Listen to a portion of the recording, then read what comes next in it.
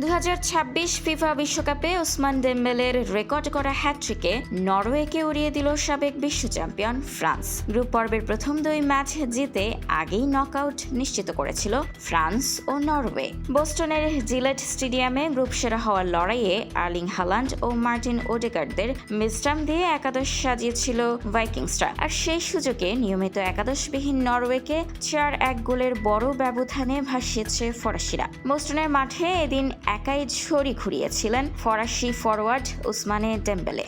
ম্যাচের 7ম মিনিটে প্রথম, 20 মিনিটে দ্বিতীয় এবং মাত্র 32 মিনিটের মাথায় নিজের হ্যাটট্রিক পূর্ণ করেন তিনি। লিওনেল মেসি ও জোনাথন ডেভিডের পর এটি চলতি বিশ্বকাপের তৃতীয় হ্যাটট্রিক। শুধু তাই নয়, 32 মিনিটে করা এই হ্যাটট্রিকটি বিশ্বকাপের ইতিহাসে দ্বিতীয় দ্রুততম হ্যাটট্রিকের রেকর্ড। 1954 বিশ্বকাপে অস্ট্রিয়ার এরিক প্রোবস্টের 24 মিনিটের হ্যাটট্রিকটি এখনও তালিকার শীর্ষে। ম্যাচের 21 মিনিটে নরওয়ের হয়ে থেলো আসগার্ড একটি গোল শোধ করলেও দ্বিতীয়ার্ধের ইনজুরি টাইমে ফ্রান্সের পক্ষে চতুর্থ গোলটি করেন ডিজায়ার দুয়ে। 3 ম্যাচে 9 পয়েন্ট নিয়ে আই গ্রুপ চ্যাম্পিয়ন হয়ে শেষ 32-এ পা রাখল ফ্রান্স।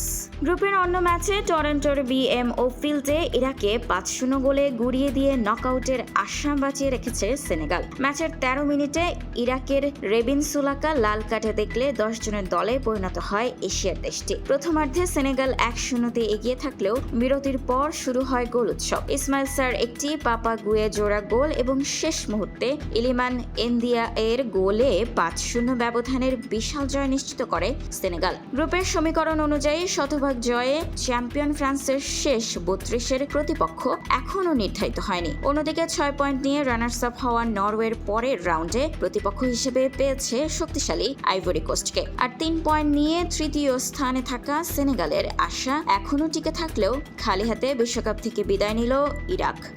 স্পোর্টস ডেস্ক, খোলা কাগজ, ঢাকা।